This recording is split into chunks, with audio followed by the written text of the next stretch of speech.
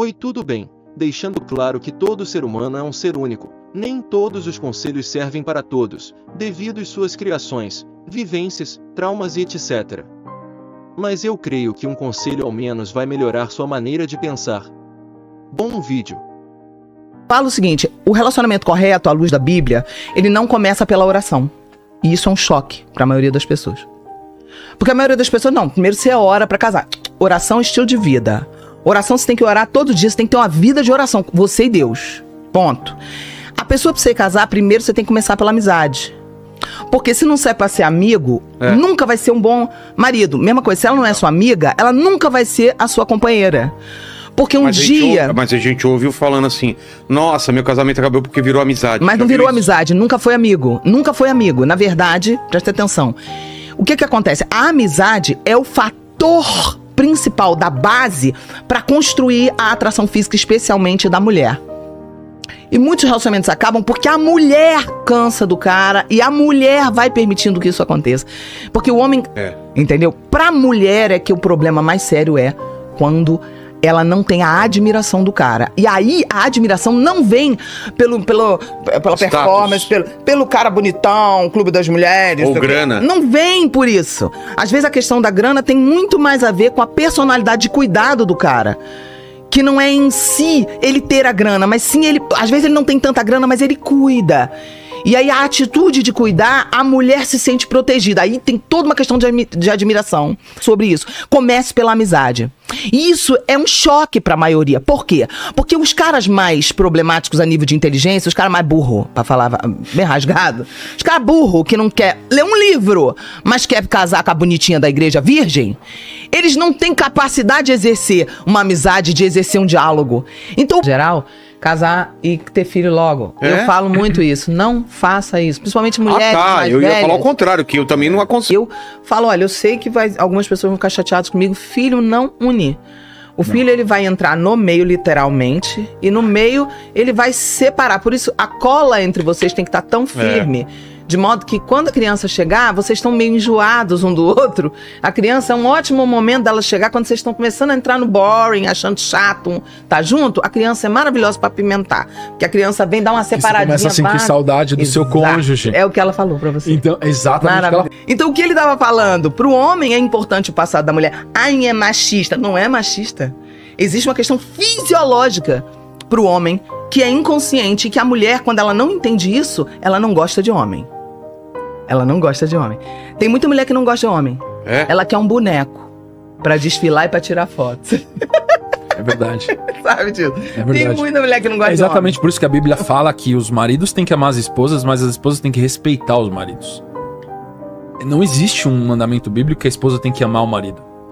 É verdade. O amar o marido é um bônus que acontece numa mulher altamente sofisticada espiritual e o marido recebe isso de muito bom grado, mas o dever da esposa é respeitar ele. Que a Bíblia chama de submissão. Submissão. Só que é interessante, Lucas, que a submissão é um negócio muito doido. Porque se você for parar pra pensar e analisar no que é a submissão, se você analisar o que é a submissão é um negócio que se a raiz lá atrás da sementinha não tiver sido feita direitinho, esquece submissão. Porque submissão não pode ser obrigatória. Nenhuma mulher entra debaixo da submissão do marido obrigatória pelo marido, vira abuso. Senão não dura também. Vira abuso, a mulher começa a se sentir abusada, a sociedade hoje nem permite, começa uma confusão, daqui a pouco tá na polícia. A submissão só funciona, biblicamente falando, quando ela é espontânea. E é por esse motivo que o caos é quando lá atrás, na sementinha do relacionamento, que começa no flerte, começa na paquera, na conversa, na amizade, quando não é feito isso da forma correta, o que vai acontecer? A mulher, ela já vai entrar nesse negócio sem o mínimo desejo de submeter um cara que ela não admira. Nenhuma mulher quer submeter um homem que ela acha um idiota. Então, assim, vamos entender. Mulher não precisa muito que você... Não precisa muito, ela precisa, assim, dos 15 minutos da beleza. Da atração, assim, da beleza. A atração vem por outro caminho, pra mulher. Ainda bem. Então, na verdade, não é uma necessidade feminina tanto quanto é a necessidade masculina. Visual, isso, né?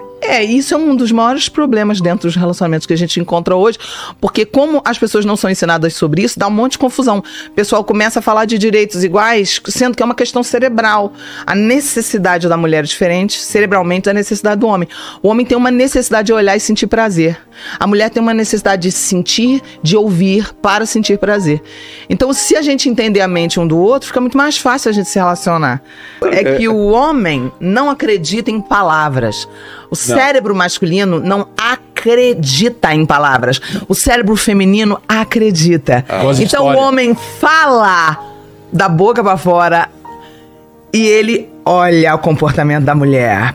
E as mulheres, elas se projetam. Ai, como eu acredito, ele também acredita. É que o homem não acredita em palavras. O cérebro masculino, não. O homem acredita em atitudes. Exato. O cérebro masculino acredita em atitudes. Exato. E aí, se a gente não estuda a mente um do outro, a gente se lasca. Porque o que acontece? Para a mulher, é necessário ela ouvir.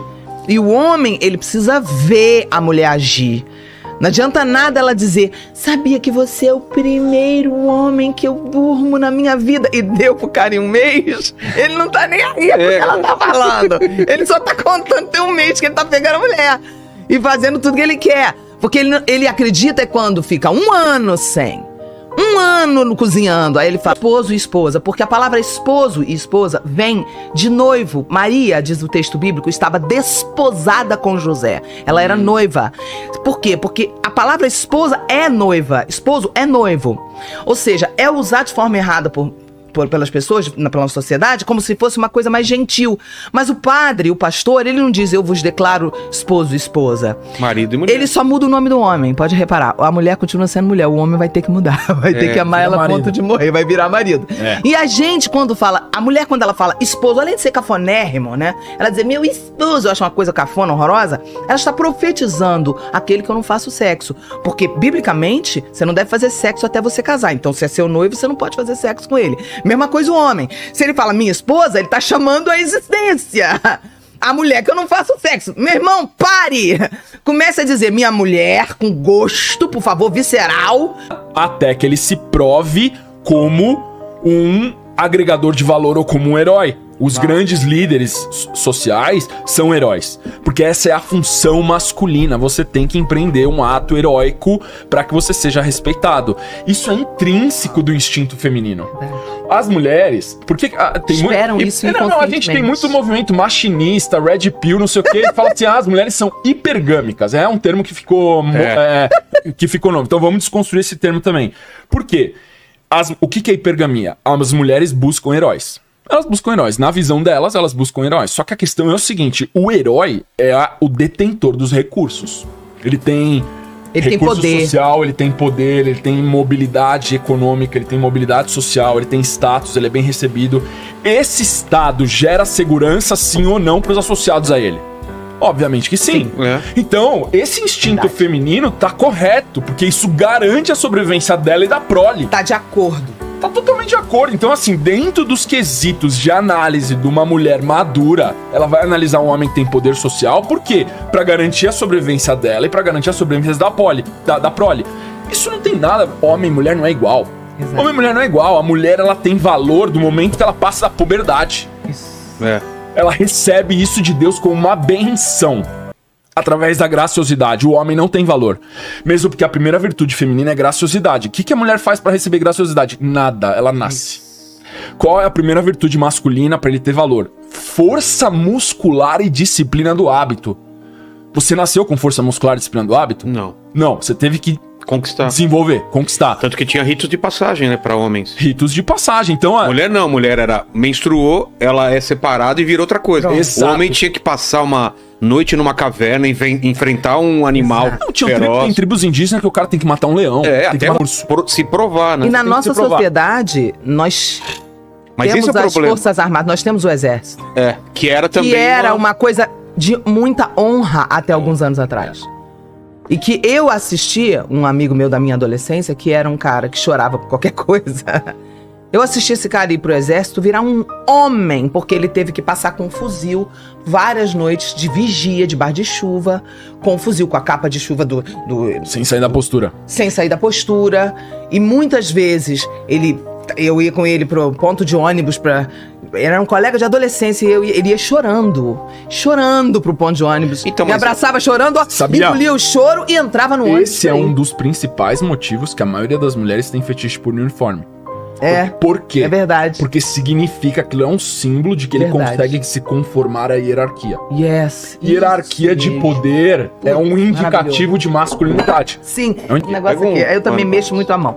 Mas é muito interessante isso que você tá falando, porque no inconsciente daquela mulher, de uma certa forma, ela olha e ela vê, esse cara, ele é moldável, esse cara, ele se adapta, esse cara sabe obedecer a ordem, sabe dar ordem. Ele consegue cooperar, ele consegue trabalhar em equipe. E ele sabe sobrevivência, porque coisa do exército, coisa de uniforme, tem muita coisa de disciplina, de sobrevivência, tem muito... Então, mas quando você, na sociedade moderna, quando você tira esse rito da passagem, porque o rito da passagem, pra mim, o que foi sempre na minha cabeça? Morar sozinho.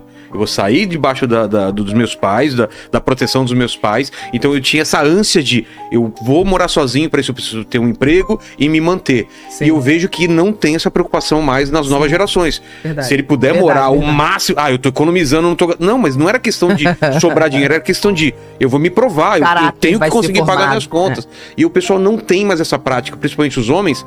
Como que o cara vai gerenciar uma casa se ele não tem essa pressa de sair da casa dos pais, né? Sim. Uma coisa interessante para acrescentar isso que a gente está falando. Observa, o prazer não amadurece. O que amadurece é o sofrimento. Sim. E essa é uma verdade muito ruim de se falar. Porque falar que o que amadurece é o sofrimento, muitas pessoas podem achar que nós estamos fazendo uma analogia ao sofrimento, ou uma promoção do sofrimento, uma apologia, obrigado, ao sofrimento, uma propaganda quase exaltando o sofrimento. Não é isso. É que a vida, viver dói. Viver dói porque a terra está caída. Se você acredita, como eu acredito, nas escrituras sagradas, quando a gente vai ler as escrituras, a gente entende que quando Deus criou era lindo, tudo perfeito. Houve uma tragédia na nossa dimensão que nós entramos no tempo, não tinha tempo, vivíamos eternamente segundo a escrita bíblica.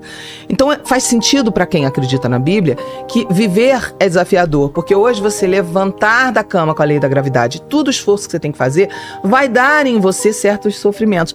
É muito mais fácil ficar parado o dia inteiro num sofá, reclamando com a preguiça, do que ter que fazer o esforço de levantar. E a verdade é que o esforço, às vezes, de levantar para algumas pessoas é um sofrimento, para outros não. Na medida que você vai rompendo nisso, você vai amadurecendo.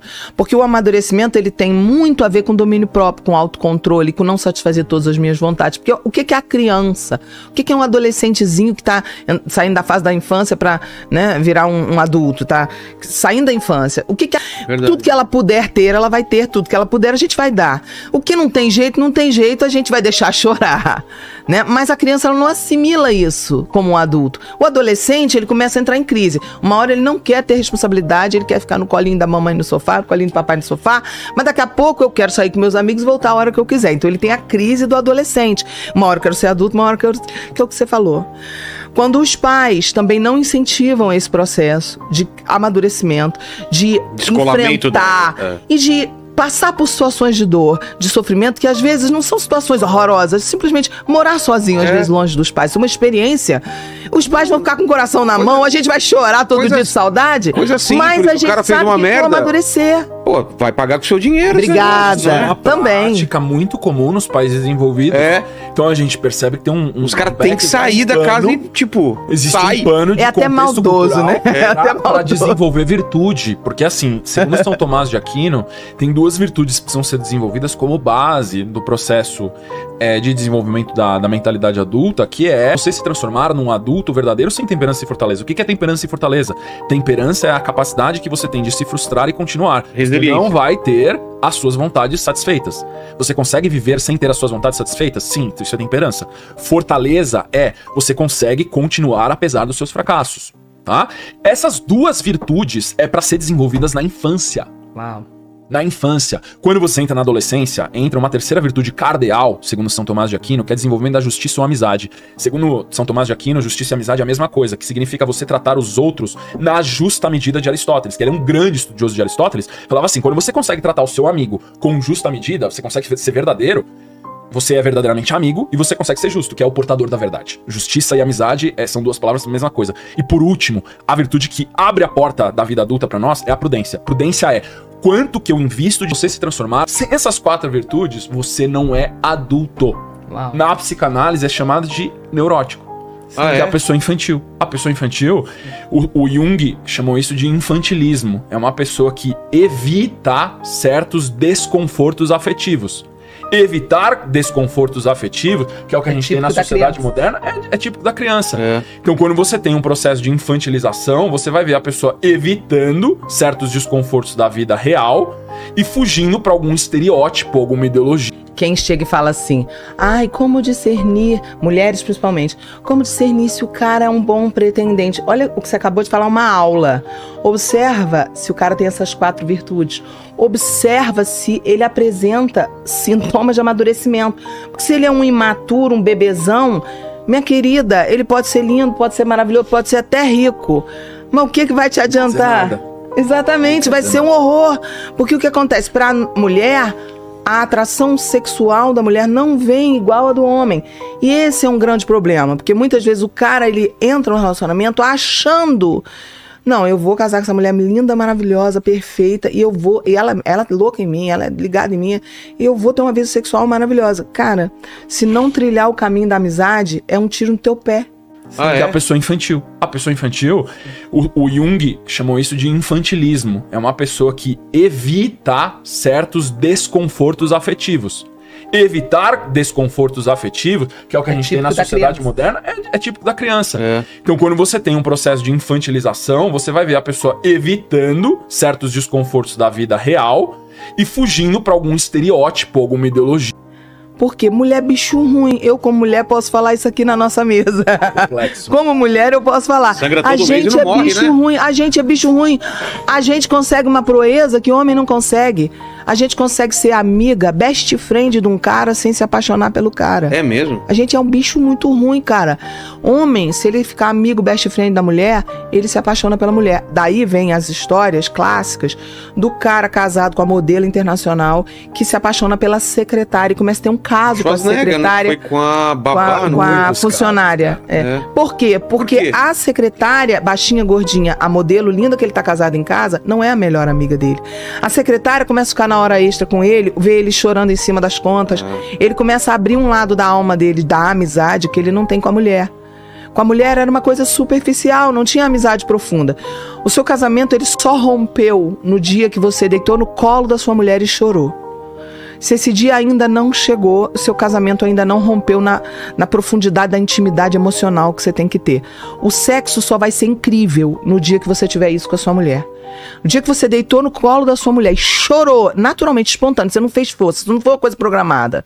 Aconteceu uma situação, você deitou no colo dela, você chorou e isso não afetou a sua masculinidade, não afetou o olhar dela por você, não afetou a relação de vocês, pelo contrário, ela passou a te admirar mais por você ter essa coragem de expressar sentimento. No dia que você transcendeu isso, aí o sexo é o mais incrível de todos, porque acabou o medo de ser. Acabou o medo de você expor. A amizade transcendeu num nível muito, muito profundo. E muitos homens são ensinados erroneamente de que ele tem que ser o macho, o durão. Sim, você vai ter que ter tudo isso. Mas vai chegar um momento que as 4... Eu acho que o que a Sara tá falando é 100% verdade, só que a gente tá falando de... É o que eu chamo do relacionamento matrimonial entre um patriarca e uma matriarca. Tá? Só que isso é a raridade dentro dos relacionamentos. Então isso não é praticável para massa de pessoas. Ou seja, homens que vocês estão ouvindo aqui, não se abram emocionalmente, não desabem emocionalmente com as suas mulheres, porque vocês vão ser vistos como fracotes. Tá? Ou seja, busque ajuda profissional, busque desenvolvimento da sua masculinidade, busque aprender a tomar mais porrada e não chorar. Né? Exatamente por isso que eu incentivo todos os meus alunos homens a fazer uma arte marcial, a fazer jiu-jitsu, a fazer curso de vendas, a dar a cara a tapa e aprender a não chorar com pouco. Porque o problema do homem é o seguinte: no momento que ele fica sensível e ele desabra pra mulher dele, na visão dela, ele tá chorando por causa de pouco, acabou o relacionamento. Eu acho que o que a Sara tá falando é 100% verdade, só que a gente tá falando de... É o que eu chamo do relacionamento matrimonial entre um patriarca e uma matriarca, tá? Só que isso é a raridade dentro dos relacionamentos. Então isso não é praticável pra massa de pessoas. Não tem como não amadurecer e não crescer. Por esse motivo que muitos divórcios acontecem quando chega o grande momento de crescimento do relacionamento. Você vai ver que é a hora que os dois estão realmente se enfrentando, as diferenças vêm com muita força. Ali, se o casamento, se os dois resolvem romper com seus orgulhos e vamos nos adaptar, vamos nos amar e nos aceitar com as nossas diferenças, aprender a conviver e vamos prosseguir juntos, sermos realmente melhores amigos, ali o casal consegue romper, virar uma chave e viver um casamento pleno. Mas muitos ali falam, não aguento, não quero, me recuso a crescer, me recuso a mudar, me recuso a abrir mão, me recuso a ter... Dentro desse contexto matrimonial, o homem, ele vai sempre buscar a beleza no feminino. O processo da maturidade é quando ele começa a ver beleza metafísica nela. Ele consegue ver, além da beleza física, ele consegue ver comportamento, a maneira como ela toma atitudes, a maneira como ele decide, a maneira como ela harmoniza conflitos. Como cuida do filho. Como cuida do filho. Essa mulher, a mulher, ela busca poder. Ela busca poder. Então ela vai buscar o poder material, primeiramente, mas eventualmente é um poder metafísico, que é o poder espiritual. É a honra, eventualmente. Que nem existem 4 características que atraem universalmente os homens e 4 características que atraem universalmente as mulheres. Tá? O que atrai universalmente os homens? Graciosidade, que é um tipo de beleza. Elegância, que é um outro tipo de beleza. Delicadeza, que é um outro tipo de beleza. E por último, a gestão de recursos com o fim para o belo. É a capacidade que a mulher tem de pegar uma coisa menor e transformar numa coisa maior. Por exemplo, o cara comprou uma casa, ela transforma num lar. Não tem como não amadurecer e não crescer. Por esse motivo que muitos divórcios acontecem quando chega o grande momento de crescimento do relacionamento. Você vai ver que é a hora que os dois estão realmente se enfrentando, as diferenças vêm com muita força. Ali, se o casamento, se os dois resolvem romper com seus orgulhos e vamos nos adaptar, vamos nos amar e nos aceitar com as nossas diferenças, aprender a conviver e vamos prosseguir juntos, sermos realmente melhores amigos, ali o casal consegue romper, virar uma chave e viver um casamento pleno. Mas muitos ali falam, não aguento, não quero, me recuso a crescer, me recuso a mudar, me recuso a abrir mão, me recuso a ter... Primeira, força muscular e disciplina do hábito. Segundo, ambição, que é força emotiva. O que é a segunda que você falou? Força muscular e disciplina do hábito. O que é disciplina do hábito? Disciplina do hábito é falar assim, vou fazer, fiz. Tá. Segundo nível que atrai as mulheres universalmente, ambição. É o homem que quer ser melhor amanhã do que ele foi hoje. Entendi. É querer ter, é querer ser um homem melhor. Aqui ele quer... O problema é que muitos homens querem paz, só que eles querem paz antes de virar um general de batalha. Só o general de batalha não funciona. Terceira característica universal de atração das mulheres pelos homens, liderança. É o cara que pega o problema e traz pra ele. Ele puxa o problema pra ele. Deixa comigo que eu resolvo, tá? Isso é um afrodisíaco das mulheres. Mas pelos homens, honra. Viver pela verdade, para a verdade. Ou seja... Ter princípios, ter valores. Ele fala, ele faz, ou ele nem fala e faz. Se provar, né? E na nossa sociedade, nós... Mas temos esse é o as problema. Forças Armadas, nós temos o Exército. Que era também... Que era uma coisa de muita honra até alguns anos atrás. E que eu assistia, um amigo meu da minha adolescência, que era um cara que chorava por qualquer coisa. Eu assisti esse cara ir pro exército virar um homem, porque ele teve que passar com um fuzil várias noites de vigia, de bar de chuva, com um fuzil, com a capa de chuva Sem sair da postura. Sem sair da postura. E muitas vezes eu ia com ele pro ponto de ônibus era um colega de adolescência e ele ia chorando pro ponto de ônibus. Então, me abraçava chorando, engolia o choro e entrava no ônibus. Esse é um dos principais motivos que a maioria das mulheres tem fetiche por uniforme. Por quê? É verdade. Porque significa que aquilo é um símbolo de que ele consegue se conformar à hierarquia. Hierarquia de poder é um indicativo de masculinidade. Sim. É um indicativo de masculinidade. Ó, fiz besteira aqui. Negócio aqui. Eu também mexo muito a mão. Mas é muito interessante isso que você tá falando, porque no inconsciente daquela mulher, de uma certa forma, ela olha e ela vê, esse cara, ele é moldável. Esse cara, ele se adapta. Esse cara sabe obedecer a ordem, sabe dar ordem. Ele consegue cooperar, ele consegue trabalhar em equipe. e ele sabe sobrevivência, porque é coisa do exército, coisa de uniforme, tem muita coisa de disciplina, Sim. de sobrevivência, tem muito... Então, mas quando Fala você, sobre isso, quando né? na sociedade moderna, quando você tira esse rito da passagem, porque o rito da passagem, pra mim, o que foi sempre na minha cabeça? Morar sozinho. Eu vou sair debaixo dos meus pais, da proteção dos meus pais. Então eu tinha essa ânsia de eu vou morar sozinho, para isso eu preciso ter um emprego e me manter. Sim. E eu vejo que não tem essa preocupação mais nas novas gerações. Verdade. Se ele puder Verdade, morar verdade. o máximo... Ah, eu tô economizando, não tô... Não, mas não era questão de sobrar dinheiro, era questão de eu vou me provar, eu Caráter tenho que vai ser conseguir pagar formado, minhas contas. E o pessoal não tem mais essa prática, principalmente os homens. Como que o cara vai gerenciar uma casa se ele não tem essa pressa de sair da casa dos pais, né? Sim. Uma coisa interessante para acrescentar isso que a gente está falando. Observa, o prazer não amadurece. O que amadurece é o sofrimento. Sim. E essa é uma verdade muito Faz ruim sentido. de se falar.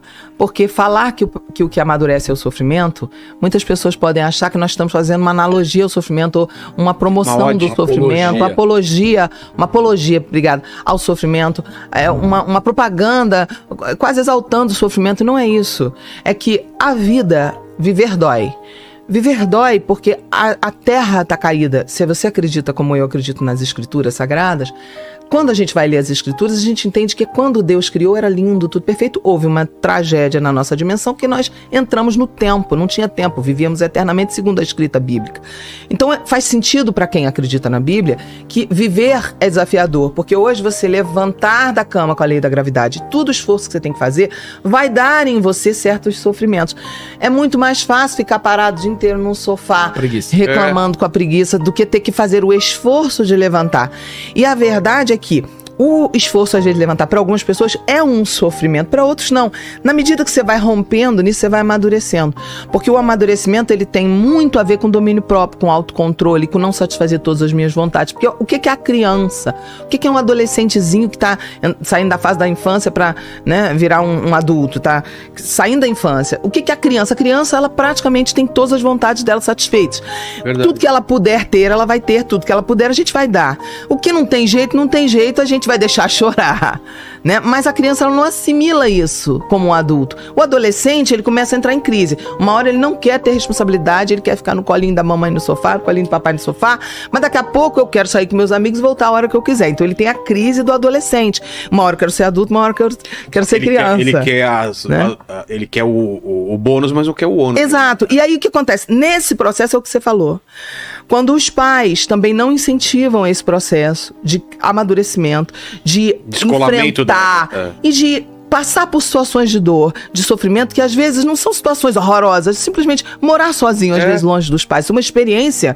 Os pais vão ficar com o coração na mão, a gente vai chorar todo dia de saudade, coisa simples, mas a o gente cara fez sabe uma que merda. vai amadurecer. Pô, vai pagar com o seu dinheiro. Obrigada. Isso é uma Também. prática muito comum nos países desenvolvidos. É. Então a gente percebe que tem um Os caras têm que sair da casa e, tipo, existe sai. um pano de É até contexto maldoso, cultural né? É até para maldoso. desenvolver virtude. Porque assim, segundo São Tomás de Aquino, tem duas virtudes que precisam ser desenvolvidas como base do processo de desenvolvimento da mentalidade adulta, que é a temperança e a fortaleza. Não tem como você se transformar num adulto verdadeiro sem temperança e fortaleza. O que é temperança e fortaleza? Temperança é a capacidade que você tem de se frustrar e continuar. Resiliência. Você não vai ter as suas vontades satisfeitas. Você consegue viver sem ter as suas vontades satisfeitas? Sim, isso é temperança. Fortaleza é você consegue continuar apesar dos seus fracassos, tá? Essas duas virtudes é para ser desenvolvidas na infância. Uau. Na infância. Quando você entra na adolescência, entra uma terceira virtude cardeal, segundo São Tomás de Aquino, que é desenvolvimento da justiça ou amizade. Segundo São Tomás de Aquino, justiça e amizade é a mesma coisa, que significa você tratar os outros na justa medida de Aristóteles, que ele é um grande estudioso de Aristóteles, falava assim, quando você consegue tratar o seu amigo com justa medida, você consegue ser verdadeiro, você é verdadeiramente amigo e você consegue ser justo, que é o portador da verdade. Justiça e amizade são duas palavras para a mesma coisa. E por último, a virtude que abre a porta da vida adulta para nós é a prudência. Prudência é quanto que eu invisto de vitalidade em um determinado curso de ação que vai me dar um retorno positivo ou negativo ou um aprendizado. Prudência é exatamente isso, é quanto que eu invisto nisso. Então a gente tem temperança, fortaleza, justiça, amizade e prudência, como as virtudes cardeais. Sem essas quatro virtudes, você não é adulto. Uau. Na psicanálise é chamado de neurótico. Que é a pessoa infantil. A pessoa infantil, o Jung chamou isso de infantilismo. É uma pessoa que evita certos desconfortos afetivos. Evitar desconfortos afetivos, que é o que a gente tem na sociedade moderna, é típico da criança.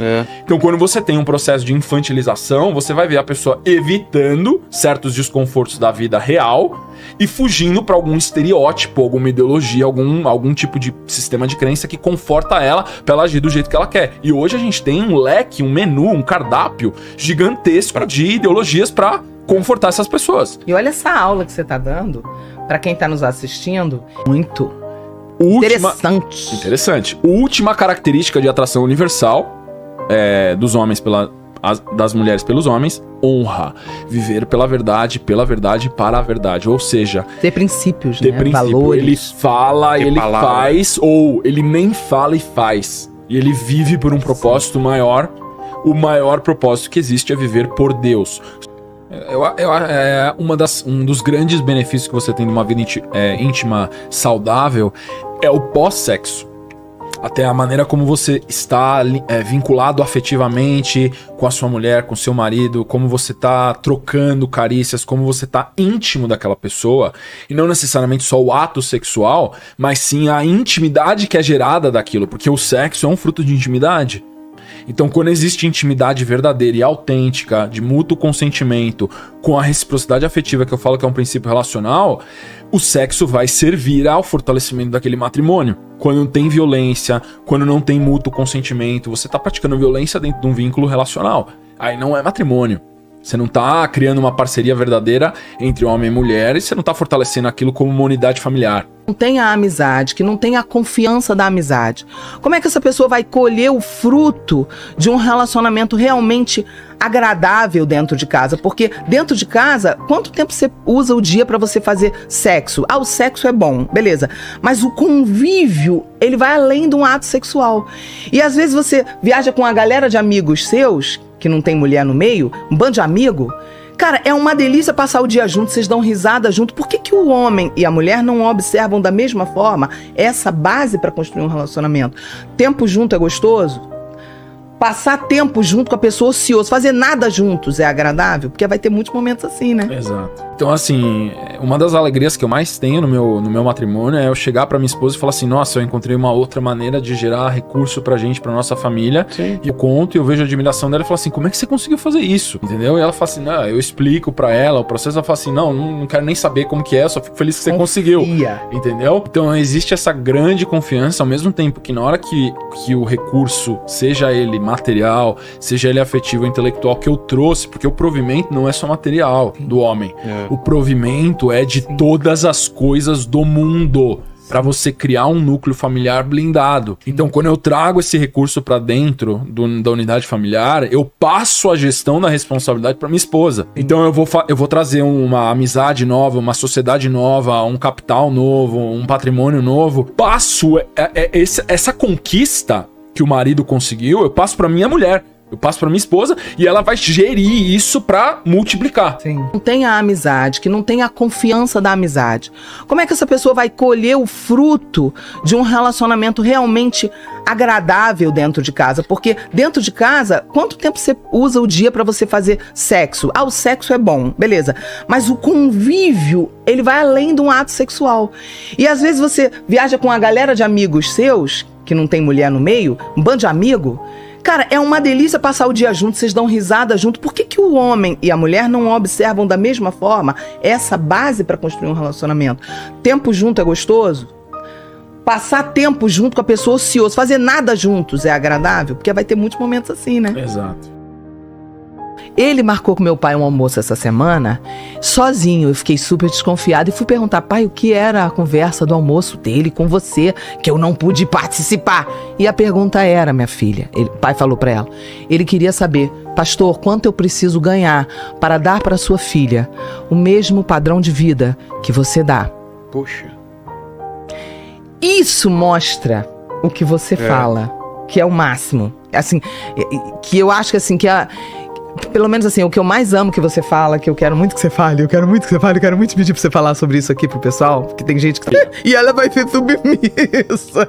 Não tem como você obrigar uma mulher a ser submissa. Ela só se submete na admiração. E aí os caras, os pastores falam, minha irmã... Dão uma ordem, você tem que ser submissa. Tem mulheres com problemas sérios desenvolvendo doenças psicossomáticas de culpa, porque elas se sentem culpadas por elas não terem admiração e não conseguirem submeter. É uma coisa que eu já aconselhei muitos homens, eu já perdi a conta já quantas vezes eu falo assim, a responsabilidade de você ativar a libido da sua esposa é sua. Perfeito. Você é que tem que ativar. Ah, você tá reclamando de sexo? É culpa sua. Perfeito. Se ela não tá querendo transar com você, é porque você não tá cumprindo o seu papel de homem. Perfeito. Porque se você tivesse sendo um homem forte, eu tenho certeza que ela tá disponível pra você. Perfeito. Você tá do lado de quem? Você tá do lado da gente ou do lado do mundo? Eu tô do lado da palavra de Deus. Deus nunca anulou nossa inteligência. Perfeito. Quando o homem casava, ele dava uma ordem na lei que o homem era proibido de ir à guerra por 1 ano, diz a Bíblia, tá escrito, para agradar ou, em outros textos, para alegrar a sua mulher. Ou seja, Deus está interessado que o casal tenha uma boa vida sexual ao se casar, e especificamente Deus incumbe o homem de alegrar a sua mulher, que é o que você falou. Sem dúvida. Se a mulher não gosta de sexo, tem uma coisa muito errada. E não tá nela o problema. E o gatilho principal psicológico, quando a gente se aprofunda na psicanálise, é insegurança. A mulher, quando ela sente insegurança, ela não tem libido. E de onde vem a insegurança? De algum espaço, uma lacuna cotidiana faltante. Não, a insegurança dela. É exatamente essa complexidade pros homens, é que a insegurança pode vir de infinitas fontes. Inclusive dela. E é exatamente por isso que nem eu já tive casos de pessoas próximas da minha família, onde a esposa, ela tava sem desejo sexual, e de repente, durante um dia, ela viu o marido dela levantando uma caixa numa reforma, e ela ficou com um tesão absurdo. Ela falou assim, meu Deus, engraçado. Ela tava reclamando dele, tipo, nossa, não sei o que, essa reforma tá demorando, babá. Aí ele pegou uma caixa e levantou. Aí a mentalidade dela mudou. Ele falou assim, nossa, eu tenho um homem forte. Ela pulou em cima dele. Ele falou, meu Deus do céu, tive o melhor dia da minha vida. No dia seguinte ele tentou fazer a mesma coisa. Ela falou assim, hoje não vai funcionar. Trabalho que o homem não me dá. A mulher, ela é terrível. O homem, ele é racional, então eu explico pro cara o seguinte, olha, se você fizer assim, o cérebro da mulher vai dar nisso.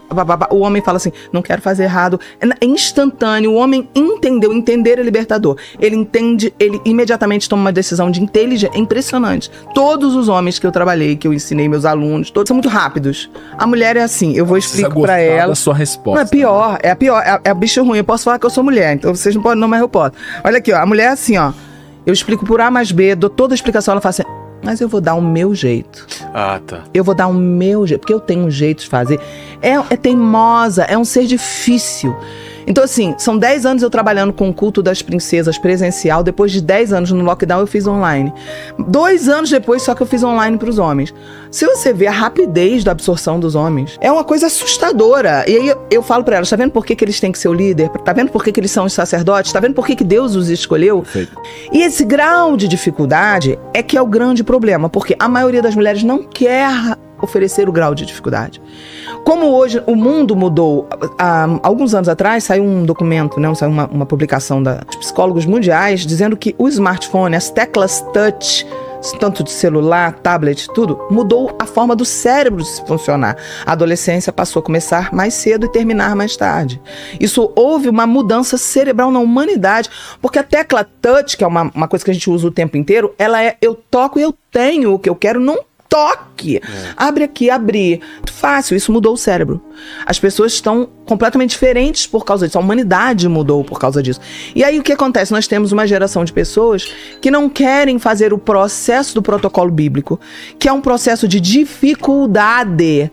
Tem que ter uma dificuldade no início, para que nesse processo de dificuldade, a gente fala muito esse termo na igreja, que é tem que comer 1 quilo de sal juntos. É um termo muito de crente, né? O que é comer 1 quilo de sal? Você tenta comer 1 quilo de sal na vida. Conta na sua casa, a não ser que você tenha 10 pessoas morando na sua casa. Fora isso, se não tiver um panelão assim de comida a cada refeição, você não dá conta de acabar com 1 quilo de sal. São os perrengues juntos, você tem que conhecer junto, você tem que fazer tudo junto, viver As pessoas querem namorar, noivar e casar em 6 meses. Quantos amigos você já teve de 2 anos que de repente você descobriu que o cara era um canalha, era um falso amigo? Imagina em 6 meses, como é que você conhece uma pessoa que você vai fazer um juramento no altar de Deus? Não tem como. Então qual é o fator de atração mais poderoso que existe? O que eu descobri nesse tempo todo, eu analisei muitos casais. E eu fiz dos relacionamentos meu objeto de obsessão de pesquisa. Por quê? Porque eu descobri que de todos os problemas que a gente tinha que tratar na igreja, o principal era o problema do casamento.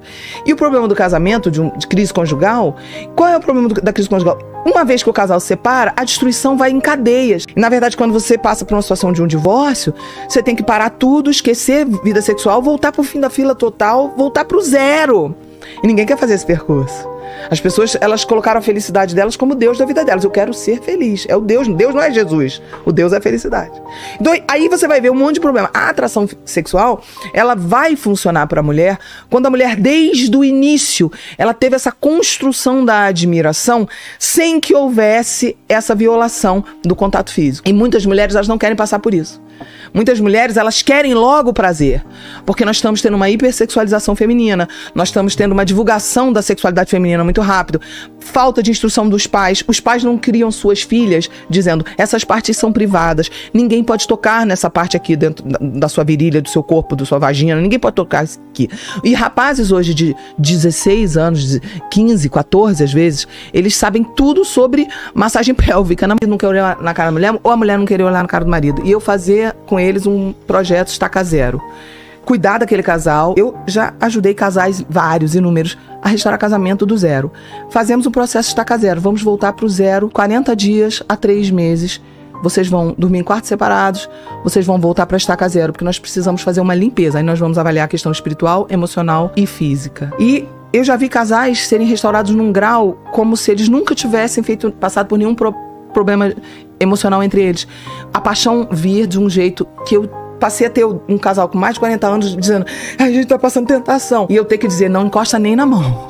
E muitos que se submeteram tiveram vitórias absurdas, mas muitos não querem se submeter. Porque a mulher, ela não entende que a submissão, ela é um prêmio que você dá, a mulher dá ao homem esse prêmio no dia que ele foi aprovado, que é o dia do altar. E muitas mulheres são tão burras e tão jumentas que elas dão a submissão na primeira vez que elas saem que o cara paga pizza. Aí você fala matriarca, né? Então é uma matriarca ou é o que? Uma mendiga? Beleza, o cara pegou na mão dela, cara, ela não tem intimidade com esse cara, ela não é amiga dele, ela não conhece ele é um estranho. Uma mulher sensata, ela faz isso, ó, tira educadamente, não é brutalidade, não é agressão, tira educadamente a mão e diz pra ele, olha, eu não gosto, assim, eu não te conheço, não é assim, entende? O homem não acredita em palavras, em atitude. O homem da mulher. Na hora que ele lê, ele vai ter uma reação que já vai entregar para ela 50% do caráter dele. Nós temos primeiro o homem que é o patriarca. O patriarca, ele vai ter uma reação positiva. Ele vai admirar isso, ele vai ficar impressionado, talvez até chocado, mas ele vai achar isso uma coisa boa, respeitar.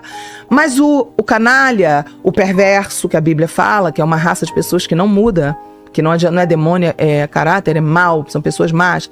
O psicopata, o abusivo, o misógino, que é o homem que odeia a feminilidade. Esse perfil de homem, eu tirei a mão e falei, Deus está falando pra mim que você não me encostar, eu não tenho intimidade com você por isso. O cara assustou. Por quê? Porque virou cultural a mulher ser burra, ser cachorra, ser oferecidiane. Ela é oferecida, ela é fácil. Nós vamos deformar o homem. Peter de Vries dizia, a mão que embala o berço é a mesma mão que rege o mundo. Os homens saem de nossas barrigas. A estrutura de uma atração sexual está conectada a todo esse processo. A estrutura do desejo sexual, o primeiro sofrimento é o que você falou. Quanto tempo esse homem suporta passar vontade por mim? Exato. Quando um homem diz pra mim, eu não fico sem sexo, ele tá dizendo pra mim, você não vale o meu esforço. Eu não pago esse preço por você. É uma ofensa pra mim. E aí você tá cutucando os caras no calcanhar da carne do cara. Porque o cara... Não, mas eu descobri que ser homem era ter vida sexual. Não, cara. O principal fator crítico de sucesso pra você criar um filho homem, somente pra mães que são solteiras, eu acho que essa dor é mais aguda com mães que são solteiras, é você colocar um exemplo de modelo masculino verdadeiramente forte, porque ele não necessariamente precisa estar com o pai biológico, penso que às vezes o pai biológico nem é um exemplo a ser modelado, tá? Então, uma das coisas que eu sintetizo na prática E a gente simplifica isso, né? Eu como professor e meus sócios como professores também coloque o seu filho no jiu-jitsu. Por que eu falo isso? Eu sou um praticante de jiu-jitsu também, porque toda vez que você vai lá no tatame, você vai treinar, e eu treino todo dia, você vai para fracassar. Você vai para sentir dor. Você vai para ser humilhado e você vai para ser rendido e submisso. O jiu-jitsu é uma arte marcial de submissão. Você precisa desenvolver uma humildade muito grande, porque todos os praticantes que estão lá antes de você, eles têm uma vantagem absurda, é que você só se torna homem verdadeiramente quando você se expõe à dor. O jiu-jitsu é uma filosofia prática vivente, é um ato filosófico, como falava o professor Olavo. O ato filosófico é a prova da sabedoria. Se você não vive aquilo, você não tem a sabedoria da compreensão filosófica. Tem muita gente que dá aulas gigantescas e maravilhosas, só que quando você vai ver a vida dela, ela não pratica aquilo. Sim. Ou seja, o conhecimento não se tornou um ato filosófico ainda. Sim. O jiu-jitsu é o ato filosófico na prática marcial. Sim. Então, uma das coisas que eu recomendo fortemente como prioridade, principalmente para as mulheres que estão criando homens, coloca numa arte marcial, porque o sensei vai influenciar fortemente o desenvolvimento da masculinidade do seu filho. É verdade, vai ser uma ótima referência de força. Excelente. Ainda que não conviva no dia a dia. Ainda que não conviva no dia. Estratégia maravilhosa, Lucas. Eu vou te chamar para participar do meu... Se você não tem a opção de ser violento, você é um cara fraco. Isso. O cara fraco é o mais perigoso de todos, porque ele vai ser sorrateiro, é garantido. Ele vai abandonar a mulher na frente do assaltante. Na frente. A única coisa que ele tem de recurso é o abandono. É correr, é ser sorrateiro. Ele projeta uma imagem de força, só que ele é uma força que ele não tem. Verdade. Então, o Jordan Peterson fala com muita propriedade que a saúde masculina passa pelo potencial de violência. Verdade. Que a gente ensina como domínio de fúria. Sim. Domínio de fúria é essa capacidade que o homem tem de explodir em momentos que ele escolhe explodir. Porque Olha lá isso. Trabalha a tua cabeça pra você descobrir se você tem raiva de mulher. Porque o cara que tem raiva de mulher, ele vai fazer todo esse processo. Só que ele vai ser um misógino. O que é um misógino? Ele tem ódio da feminilidade. A mulher grita quando a barata aparece, ele reclama que ela grita. Ele fala, por que você tá? Por que você tá gritando? Porque eu sou mulherzinha. A mulherzinha grita quando vê a barata. Mas o cara que tem ódio de mulher, ele tem ódio da feminilidade. Sim. E esse tipo de homem, muitas vezes gosta de sexo com mulher, gosta de vagina, é heterossexual. Mas tem um ódio incubado de mulher. E aí entra onde entra a psicologia da coisa. Por quê? Porque aí, se você for analisar, se ele for fazer uma terapia, que muitos não vão, tem orgulho, acha que terapia é pra maluco, tem preconceito. Se ele for fazer uma terapia, aí na terapia ele vai descobrir o quê? A mãe era uma abusadora, às vezes não era abusadora sexual não, tô falando abusadora emocional, agressiva, ela era uma mãe que ela explorava demais o filho, ela não era respeitosa. Nunca teve um aliado mais poderoso das mulheres do que os patriarcas. Os patriarcas, eles amam as mulheres femininas. Sim. Porque eles veem a beleza, eles veem a complementaridade, eles valorizam. Defendem. São os patriarcas que defendem as mulheres. Não são nem as mulheres que defendem as mulheres. Como as matriarcas defendem os patriarcas também. As mulheres, elas têm muita dificuldade de ser unidas, né? Muito. Então elas têm muita dificuldade de defender uma outra. Pelo próprio constituição da psique, pela segurança, porque você tem um status social de destacamento. Quando uma mulher tem um status social superior, significa que ela tem uma capacidade de agregamento, de gravitação de recurso maior do que a coleguinha do lado dela. Só que no momento que ela consegue agregar recurso, a outra, teoricamente, na mente escassa do ser humano, faltou pra outra. Então ela consegue manter a paz porque ela tá numa situação superior à da amiga. A amizade feminina depende disso aqui. Eu sou sua amiga enquanto você não ameaçar minha posição social. No momento que você começa a chegar e ameaçar minha posição social por qualquer motivo, me gerar instabilidade, você vira minha inimiga jurada. Por quê? Porque ela fala o seguinte, olha, foram mais de 20 anos eu ouvindo que se eu for difícil, eu perco o pretendente. A sociedade, toda a nossa cultura, e na igreja isso é 10 vezes pior, porque na igreja existe uma idolatria sobre o status de casados. O status de casado é idolatrado na igreja, entendeu? E a própria mulher na igreja, se ela não é casada, ela não tem valor. As mulheres têm medo da outra, que é uma ameaça, né? Que é aquela insegurança, eu tenho um marido. Tá, mas você tem um marido, você tá vivendo um inferno todo dia. Teu marido é um zero à esquerda, você detesta, não faz sexo, você faz sexo uma vez por semana, obrigada. E você tá com medo de perder o marido. Não faz sentido. Então, assim, é muita coisa que a gente vai ver que formou E piorou essa situação da desunião das mulheres, né? Por exemplo, numa roda de uma igreja onde só mulheres estão sentadas relaxadamente, estou falando relaxadamente, não é um motivo de oração, relaxadamente, vamos sentar e ter comunhão, é questão de minutos, ou às vezes ali 50 minutos, 1 hora, para começar a se falar dos maridos. E é comum a reclamação. Começar a ver, porque quase ninguém quer fazer terapia, quase ninguém tem para quem contar. E é comum começar uma reclamação conjunta dos seus casamentos. Se tem entre ali 15 mulheres, uma que é feliz, essa tem que ficar de boca fechada. Porque se ela falar que ela é feliz, o que acontece? Ela começa a ser a excluída.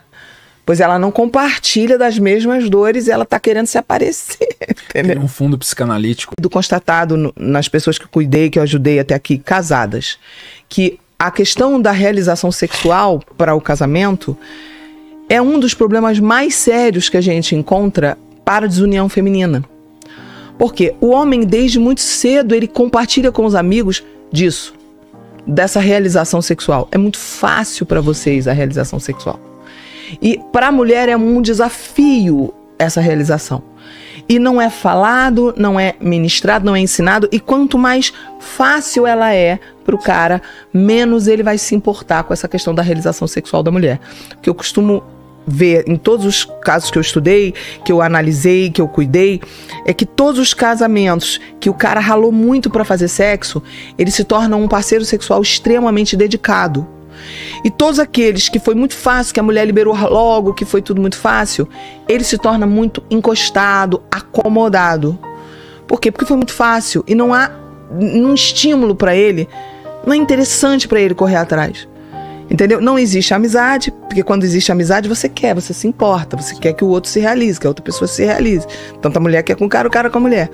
E daí você tem uma série de problemas, porque também daí vem a perda da admiração da mulher. Quando a mulher perde a admiração, ela cria uma birra inconsciente, ela não quer liberar pro marido sexo.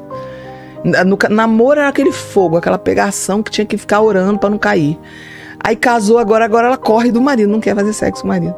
Certa vez eu estava num gabinete pastoral, atendendo numa igreja que eu cuidei, e junto de mim a igreja, a pastora da igreja. Eu estava atendendo uma mulher que ela estava falando, eu uso o sexo como barganha dentro do meu casamento. E eu comecei a confrontar ela pesado. Falei, o tempo já acabou para você não fazer sexo. O seu tempo de não fazer antes de casar, teu nome é não. Depois você casa, seu nome agora é sim. Porque agora o único jeito de mudar as coisas é fazendo. Não é tirando. Antes é tirando, agora é fazendo. A pastora do meu lado falou, não concordo. Aí aí servindo, eu tava trabalhando de graça, ajudando ela, cuidar da ovelha dela. Aí eu falei, não concorda? Ela falou, não, porque eu não faço sexo todo dia com meu marido. Aí eu já gelei, eu falei, aí eu conhecia ela e o marido, aquele cara saradão, testosterona lá em cima. Não era gordinho, barrigudo, era o cara todo esporte. Eu olhei e pensei, putz, esse homem tá sofrendo pra caramba. Ela ainda bonitona, assim, aí eu falei, você não faz sexo todo dia com seu marido? Por quê? Aí ela, não, porque se deixar ele quer todo dia. A gente combinou, a gente chegou num acordo de dia sim, dia não. Aí veio na boca, mas não podia fazer isso. Desmoralizaram na frente da ovelha dela, mas veio aqui na boca, sabe? A boca chega a tremer pra falar. Que era pra dizer, puto, deve ser muito ruim, hein? E a pessoa quer que a gente dê um aval pra pessoa tomar uma decisão.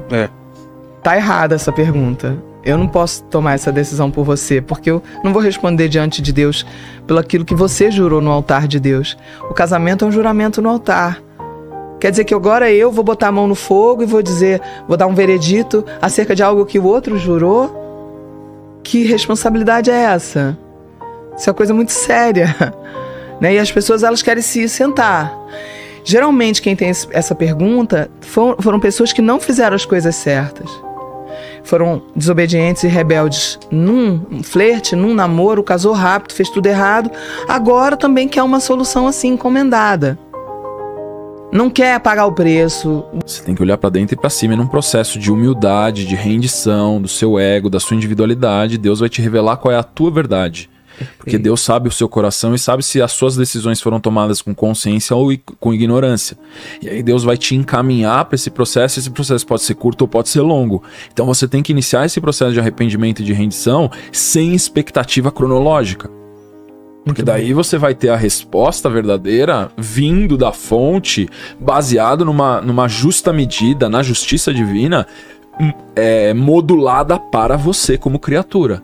Então não tem uma resposta pronta para dar para uma pessoa assim, que tá querendo respostas prontas, mas sim, olhe para dentro, olhe para cima, busque o seu criador, se internalize e medite profundamente sobre as decisões que você tomou para você saber quais são as próximas. Porque se você tá assumindo que as decisões passadas foram erros graves, por exemplo, o matrimônio que você contraiu, agora você quer sair... Mesmo, porque as pessoas não têm maturidade. Uma coisa muito comum, você vê o cara que não tem maturidade, que não passa por todo esse processo que foi falado aqui hoje, o cara ele não sabe lidar com os desejos sexuais dele.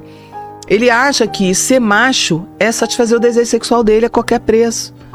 Então ele pensa, eu sou homem, eu preciso casar logo, porque eu não aguento ficar sem sexo. É um jumento, é um jegue de burro, entendeu? Ele não entendeu nada do que é ser homem. Ele não entendeu também que justamente esse processo do sofrimento, de passar vontade... Gente, quem não passa vontade não tem maturidade. Porque tudo na Bíblia, o grande problema da Bíblia começa com vontade. Adão e Eva são estimulados na vontade, come. Depois Caim, que aí que completa mesmo a desgraça... Deus vem para Caim e fala assim, cuidado, a tua vontade será contra ti. O teu desejo, a sua vontade, será contra você. Vigia. Mas Deus ainda vinha, a terra não estava amaldiçoada. Quando acontece o primeiro assassinato, o primeiro ser humano é imagem e semelhança de Satanás. Satanás corrompe o ser humano. Caim mente, Caim vira zombador, ignora Deus, mente, faz arrogância, fica rebelde como Satanás e mata. O diabo é homicida desde o princípio, diz a palavra. Então, é um negócio tão sério, porque a vontade do ser humano é desde o princípio o ponto onde Satanás anda em derredor, procurando a quem possa tragar. E você vai ver o tempo inteiro. A imaturidade está muito conectada a eu quero. Você sabe que tem a Bíblia satânica dos satanistas? Primeiro mandamento, os 10 mandamentos da Bíblia satânica é faça sempre que você tem vontade. É a prova da imaturidade. A prova de uma pessoa carnal. Aí, uma pergunta como essa, a raiz é a vontade. A raiz dessa pergunta não é relacionamento com Deus, é a vontade, é o desejo. Eu posso ou não posso? Ou me dá aí um aval aí, que aí não fica nas minhas coisas. Só quem é maduro, quem é adulto, consegue fazer aquilo que não gosta. Aí a gente volta em todos os assuntos que a gente falou, na forja da masculinidade. Eu gosto de ir pro jiu-jitsu todo dia, eu fui hoje. Não. No caminho eu tô falando assim, cara, por que você tá indo de novo, cara? Você vai apanhar pra caramba, você vai... Isso não muda o fato, essa conversa mental, esse diálogo, não muda o fato de que eu vou fazer o trajeto, eu vou no tatame, eu vou ser amassado, eu vou sentir dor e eu vou voltar amanhã. Só que o ego quer fazer você desistir? Quer. Existe. Só que a diferença entre maturidade e imaturidade... é que eu acredito, coloco minha fé no meu diálogo mental para me gerar prazer, me gerar conforto, me gerar uma segurança falsa. Maturidade é o fazer algo que tem um propósito maior, mesmo que eu sinta desconforto e dor. Muito bom. Maturidade é a capacidade da gente fazer aquilo que nós não queremos fazer. O sucesso, ele vem de você fazer muitas coisas que você não quer. Não é só você fazer o que você gosta. É igual a geração atual, a juventude fala, eu quero trabalhar com o que eu amo. Bom, boa sorte. O principal é a cruz, né?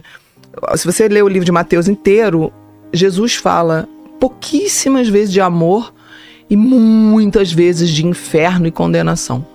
Muitas. Eu fiz uma leitura pro meu grupo do Telegram e eu mencionava isso o tempo inteiro, toda vez que apareceu gente, de novo, outra, de novo. É muitas e muitas vezes Jesus falando, muito mais. Pouquíssimas vezes ele fala de amor, mas ele fala muito sobre condenação e inferno. E por quê, né? Porque tem toda essa lógica, né, da maturidade, de você encarar face a face, encarar cara a cara a vida, a dor. Viver dói, é desafiador, mas nós podemos criar um lar onde nós temos amor, paz, alegria, prazer, plenitude, se nós soubermos fazer todo o processo. Tem que passar por um processo de amadurecer, tem que passar.